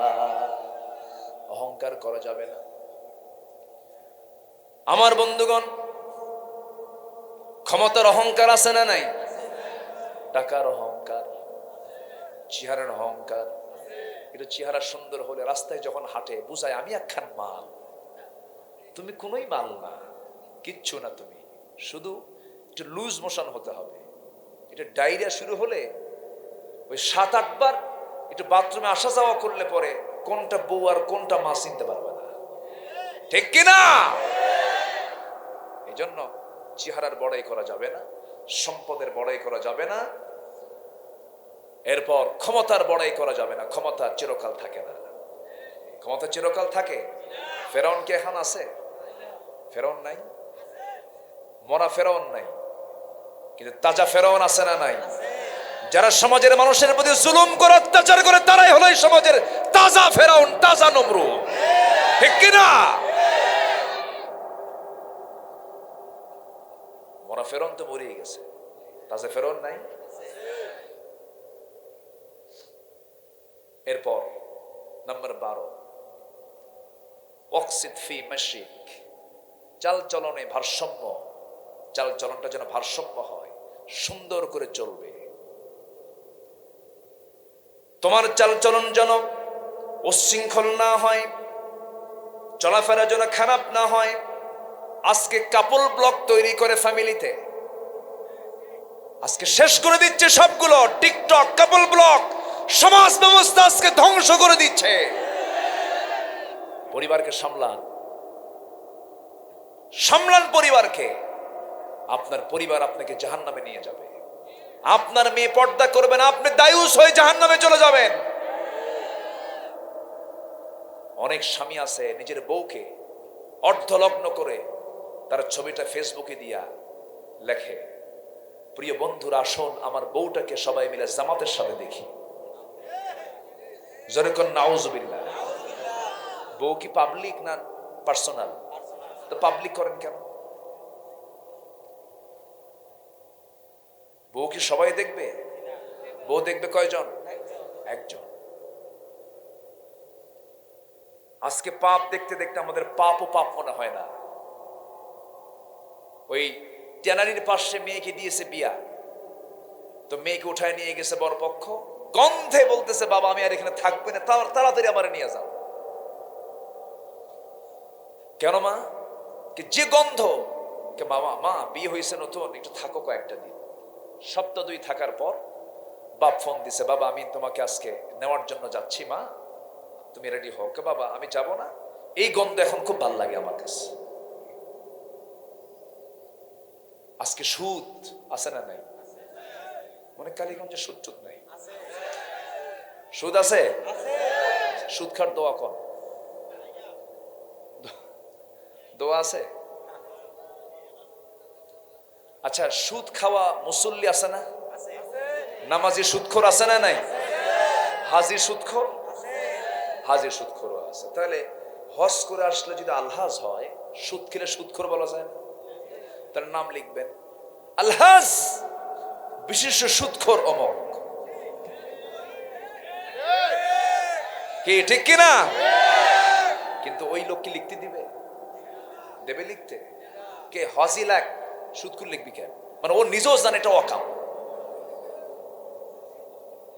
ও নিজেও জানে এটা। সম্মানিত ভাইয়েরা, অনেক কথা তো, কিন্তু রাতটা অনেক গভীর হয়ে গেছে, ভারী হয়ে গেছে, এই জন্য আমি সামনের দিকে খুব এগোতে পারছি না। তাহলে চাল চলনা হতে হবে ভারসাম্য, অহংকার দেখানো যাবে।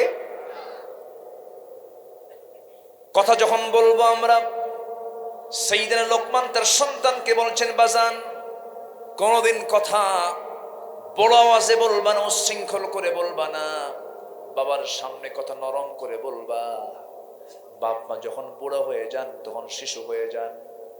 শিশু যখন হয়ে যায় হয়তো সন্তান বাবার সঙ্গে কথা বলতে একটু ক্ষেপেও যেতে পারে, আল্লাহ তো জানেন। ওই আমার বান্দাগুলো যখন বুড়া হয়ে যাবে, সন্তানগুলো যেন রূঢ় আচরণ না করে, সেই জন্য আল্লাহ রাব্বুল আলামিন কত আগে জানিয়ে দিলেন। কি সুন্দর করে বলছেন, ইম্মা ইয়াবলুগান্না ইনদাকাল কিবারা আহাদুহুমা আও কিলাহুমা ফালা তাকুল লাহুমা উফফিন ওয়ালা তানহারহুমা وقل لهما قولا كريما। জোরে বলুন আল্লাহু আকবার। তোমার মা অথবা তোমার বাবা একজন অথবা উভয়জনে যদি বার্ধক্য উপনীত হয়ে যায়, সেই সময় তোমার বাপ মা বুড়ো হয়ে যাওয়ার কারণে হয়তো ভুল কোনো কথা বলে ফেলেছে, ভুল কোনো কাজ করে ফেলেছে, খবরদার খবরদার উহু শব্দটা করতে পারবি না। ওয়ালা তাকুল লাহুমা উফ ওয়ালা তানহারহুমা, ধমকটাও দিতে পারবি না। রাত ৩টার দিকে আমরা যখন ছোট ছিলাম বলেছি বাবা বাদাম খাবো, রাত ৩টার দিকে বাবা চলে গেছে বাদাম আনার জন্য, বিস্কুট খাবো বিস্কুট আনার জন্য চলে গেছেন। ওই বাপ মা যখন বুড়া হয়ে যাবে, রাত ৩টা যখন বেজে যাবে, সেই সময়ে যদি ওই বাপ মাও যদি শিশুর মতো কোনো আবদার করে, সন্তান একটা বারের জন্য রাগারাগি করতে পারবে না। কার কথা? আল্লাহর কথা। আমার ভাইরা, আমার বন্ধুগণ, আজকে অধিকাংশ পরিবারে বাপ মার হক আদায় হয় না, বাপ মাকে খাবারও দেয় না, বাপ মার দিকে খোঁজ খবর রাখে না। কে বলেছে গুলশান ডিওএইচএস বাড়িধারা ধানমন্ডিতে শান্তি আছে? কে বলেছে? আমার বহু মুসল্লি আছে ঢাকায়, তাদের লাইফ স্টাইল গুলো আমি শুনি মাঝে মাঝে, বুড়ো কিছু মুরব্বির চোখের পানিতে গাল ভিজে যায়, কিচ্ছু বলতে সাহস পায় না, কিছু বলার থাকে না। গত 2 বছর আগে একটা ঘটনা ঘটেছে, আপনাদের মনে আছে কিনা জানি না। ধানমন্ডির একজন বাসিন্দা, একজন নায়কের শ্বশুর বৈধ পিস্তল নিয়ে এসে ফেসবুক লাইভে এসে দেশবাসীর সামনে বলতেছে, আমার বউ আছে, ছেলে আছে, মেয়ে আছে, সন্তান আছে, জামাই আছে, সবকিছু আছে, বন্ধু বান্ধব আছে, টাকা আছে, পয়সা আছে, ঘর আছে, বাড়ি আছে, কিন্তু শান্তি নাই।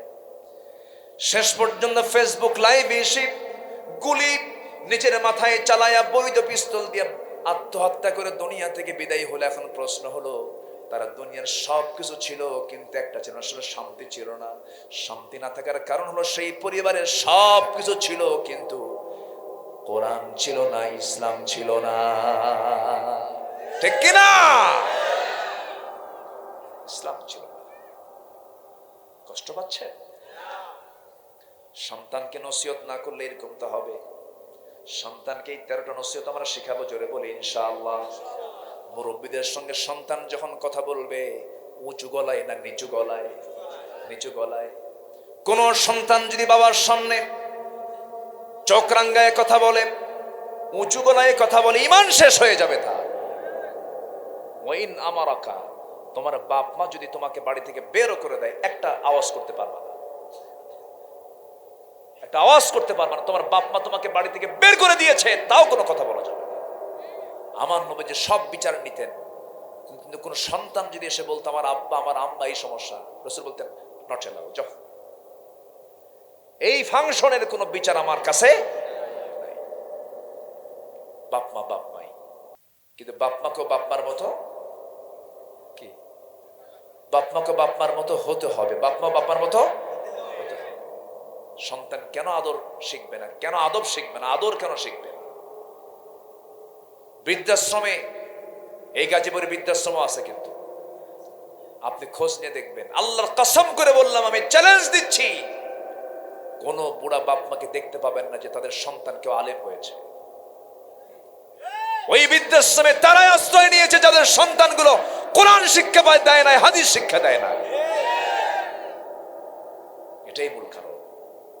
এই জন্য আসুন, কোরআন নাজিরের মাস, আমি প্রথম সবার কাছে পরামর্শ দিয়েছি, আমরা কি শিখবো বলেন? কি শিখবো বলেন? কোরআন শিখব। সম্মানিত ভাইরা, বা আমার আরো কিছু কাজ আছে। সন্তান যখন হবে আজান দেবে কে? বাবা। হুজুর ভাড়া করে আনবেন কেন? আপনার সন্তানকে আপনি আজান শোনাবেন। আল্লাহু আকবার বলেন। সবসময় কি ভাড়া চলে? আপনি হুজুর ভাড়া করে আনবেন কেন? আপনার সন্তান হয়েছে, আপনি আজান দিবেন। আজান দিবেন, ডান কানে আজান, বাম কানে আকামা। সুন্দর নাম একটা উপহার দিবেন, সুন্দর নাম। বলেছেন মুহাম্মদ সাল্লাল্লাহু আলাইহি ওয়াসাল্লাম। নাম কি জানেন? এখন সেদিন একজনের নাম ডাকতেছে একজনকে ট্যাবলেট। কি ডাকতেছে? ট্যাবলেট কোন নাম হলো? সাবেক এক মন্ত্রী ছিলেন, নাম ছিল পটল। কি নাম? পটল। তাকে প্রশ্ন করা হয়েছিল, আচ্ছা আপনার নাম পটল রাখলো কেন? তো উনি মুস্কি হাসি দিয়ে বলল, আমার মা বেশি পটল পছন্দ করতো তো এই জন্য পটল রাখছে। নামটা হতে হবে অর্থহীন না অর্থবোধক? অর্থবোধক। আবার অর্থবোধক নাম আছে কিন্তু সেই নামে না ডেকে আপনি, হয়তো লোকটা কালো, আপনি কালু বলে ডাকলেন, এটা গুনাহ।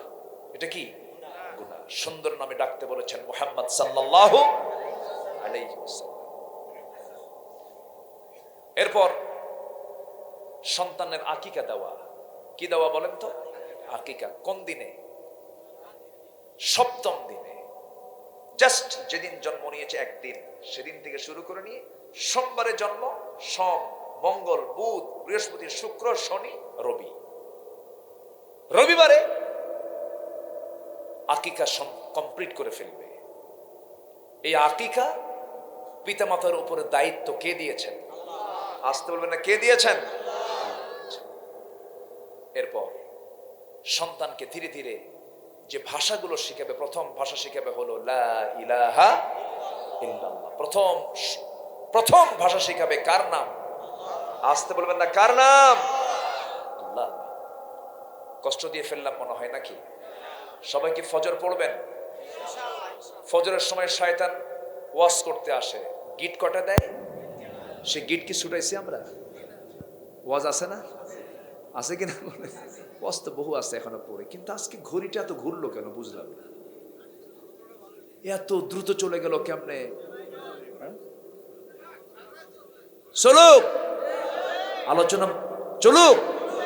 হুজুর মরুক, হুজুরও বাসুক। বলি আলহামদুলিল্লাহ। ফজর পড়বেন না? ফজরের সময় শয়তান এসে 3টা গিট দেয়। কটা গিট? 3টা গিট দেয়।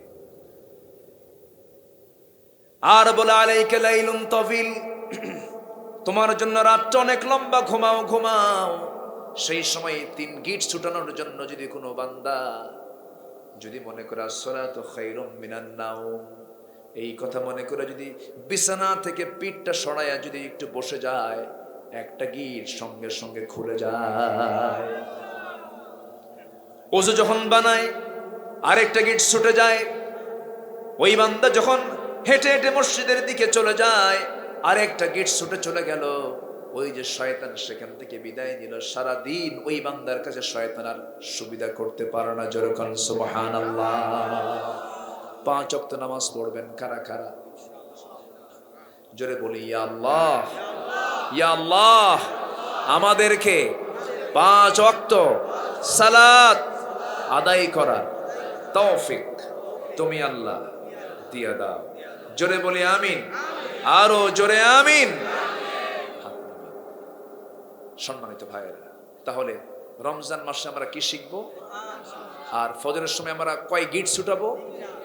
কি করে? উঠে ওযু করে নামাজে দাঁড়িয়ে। জোরে বলি ইনশাআল্লাহ, জোরে বলি ইনশাআল্লাহ। সাইয়েদনা লোকমানের ভিতরে বড় গুণ ছিল। ওনাকে বলা হলো আপনার মর্যাদা এত বাড়লো কেন? 2টা কারণ। একটা হলো আমি কখনো মিথ্যা কথা বলি না। সুবহানাল্লাহ বলবেন না? এই গুণ যদি কোনো ব্যক্তির মধ্যে থাকে, সে তো জামানার পীর সাহেব, তার চেয়ে বড় বুজুর্গ আর নাই। আমি কখনো মিথ্যা কথা বলি না, আমি সত্য কথা বলি। আর আরেকটা কারণ কি? অপ্রয়োজনীয় কোনো কথাই কই না। সাইয়েদনা লোকমানের এই 2টা গুণের জন্য আল্লাহ তাআলা তার এত মর্যাদা বাড়ায় দিয়েছেন। তার আরো কিছু স্বতন্ত্র গুণ ছিল, 9টা স্বতন্ত্র গুণ ছিল। 1 নম্বর হলো তিনি দৃষ্টি কখনো ঊর্ধ্বগামী করতেন না, ঊর্ধ্বমুখী করতেন না, দৃষ্টিটাকে নিম্নমুখী রাখতেন, মুখ বন্ধ রাখতেন, কথা খুব কম বলতেন, হালাল জীবিকায় সন্তুষ্ট থাকতেন। নাম্বার 4, লজ্জাস্থানের তিনি হেফাজত করতেন, সত্য কথায় অটল থাকতেন। নাম্বার 6 হলো অঙ্গীকার পূর্ণ করতেন। নাম্বার 7 হলো মেহমান আদর আপ্যায়ন সম্মান করতেন। মেহমান দেখলেই দেখবেন কিছু কিছু বাড়ির মহিলারা মানে কি হয় কিনা আবার বলতে আবার মায়েরা রাগ করে কিনা, মেহমান পেলে আমরা বলবো নাউজুবিল্লাহ আলহামদুলিল্লাহ বলেন তো। মেহমান যখন আসবে তখন ভাবতে হবে মেহমান তার রিজিক নিয়ে আমার বাড়িতে আসছে, বলি আলহামদুলিল্লাহ। যে হাড়িতে মেহমানের খাবার প্রস্তুত হয় সেই হাড়ি কখনো ফাঁকা থাকে না, এটা বরকতের জিনিস। এটা সাইয়েদনা লোকমানের একটা বৈশিষ্ট্য ছিল। অনেক কথা ছিল, সময় তো কম। নাম্বার 8 হলো প্রতিবেশীর প্রতি লক্ষ্য রাখা। প্রতিবেশীর রাস্তা নাই, আপনার জায়গা দিয়ে তাকে হেঁটে হেঁটে যেতে হয়। হঠাৎ করে একদিন গন্ডগোল হলো, ওই রাস্তার মাঝখানে খোটা গাড়লো। এরকম লোক তো কালীগঞ্জে নাই। খোটা গাড়া আছে, যে খোটা যে গাড়লেন জমিনটা কার? যখন গাড়ি তখন কি মনে থাকে? তখন মনে হয় আমার, তখন মনে হয় কি আল্লাহর মনে হলে কি আর খোটা কাটতো? আচ্ছা, যার জন্য আপনি খোটা গাড়লেন, আটকা দিলেন, সেই বান্দাটা কার বান্দা? তাহলে আল্লাহর জমিনে আল্লাহর বান্দাকে আপনি আটকা দিলেন, এর চাইতে বড় জালিম আর কিছু আছে? প্রতিবেশী, রাসূল বলেছেন আমার উম্মতের যদি কষ্ট না হতো প্রতিবেশীকে আমি সম্পত্তির ওয়ারিস বানিয়ে দিতাম। এত দাম একজন প্রতিবেশীর। প্রতিবেশী বিয়ের দাওয়াত পায় না, আমেরিকায় থাকে সেই বিয়ের দাওয়াত পায়, আছে না? ওই বিয়ের অনুষ্ঠান গজব। গরিব দাওয়াত পায় না, ধনী দাওয়াত পায়, ঠিক কিনা?